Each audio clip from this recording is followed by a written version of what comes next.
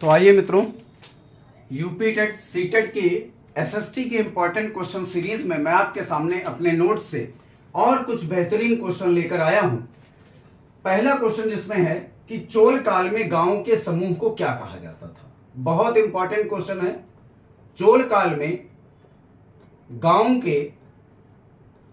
के समूहों को क्या कहा जाता था, समूहों को क्या कहते थे। देखिए, कुछ चीजें शॉर्टकट में इसलिए बताऊंगा क्योंकि फिर ज्यादा समय होता है। तो चोल काल में गांव के समूहों को नाडु कहते थे, नाडु। ठीक है, याद रखिएगा, बहुत इंपॉर्टेंट क्वेश्चन है और बहुत बार पूछा गया क्वेश्चन है। अगला सवाल है कि चोल काल में किसानों की बस्तियों को, चोल काल में किसानों की बस्तियों को क्या कहा जाता था। किसानों की बस्तियों को क्या कहते थे, तो मैं बता दूं आपको, उर कहा जाता था। किसानों की बस्तियों को उर कहा जाता था। अगला सवाल देखते हैं, राष्ट्रकूट किसके सामंत थे।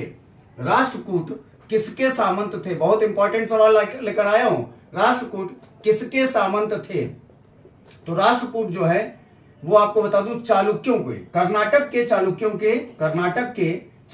के सामंत थे। कर्नाटक के चालुक्यों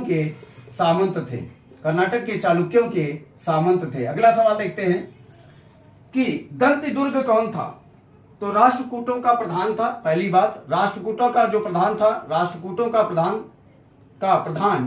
जो था वो दंत दुर्ग था, दंत दुर्ग। और ये वही दंत दुर्ग है जिसने सबसे पहला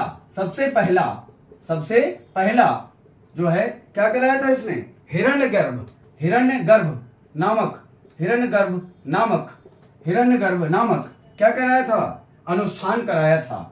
हिरण्यगर्भ नामक अनुष्ठान कराया था। और ये हिरण्यगर्भ नामक अनुष्ठान वो शासक कराते थे जो बाई बर्थ जो है वो ब्राह्मण या ठाकुर नहीं होते थे।